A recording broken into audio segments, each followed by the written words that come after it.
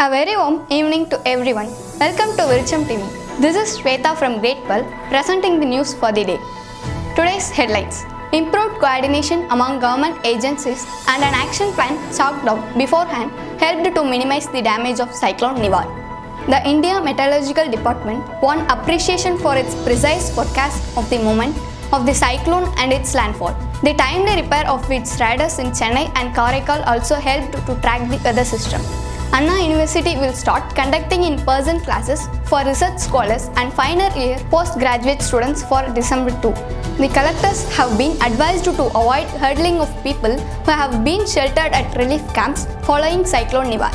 Transport services in districts affected by Cyclone Nivar resumed on Thursday. The power supply, which was turned off in several parts of city to prevent electrical accidents due to waterlogging and damage of infrastructure from Cyclone Nivar on Wednesday, was resumed in phases. One country, one election, the implementation plan of Prime Minister Modi.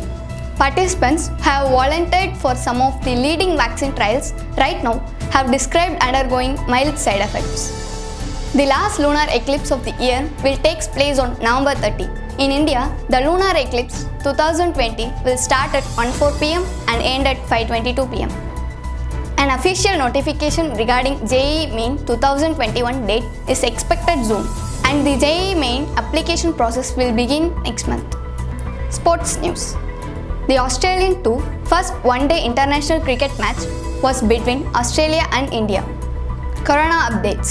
The number of active COVID-19 cases in state touched 11,173 on Thursday, with 1,464 persons testing positive.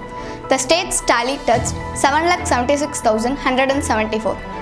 Precautions to be taken before the cyclone season. Check with your local council or your building control authority to see if your house has been built to cyclone standards. Check the walls, roof and eaves of your home are secure. Trim tree tops and branches well clear of your home.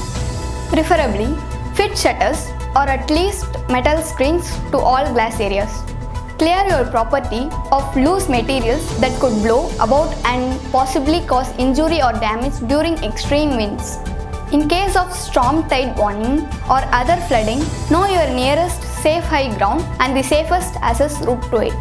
Keep a list of emergency phone number. With this, me, Shweta from Grade 12, signing off with the note of keep watching Viricham TV. Stay tuned and stay happy. Thank you.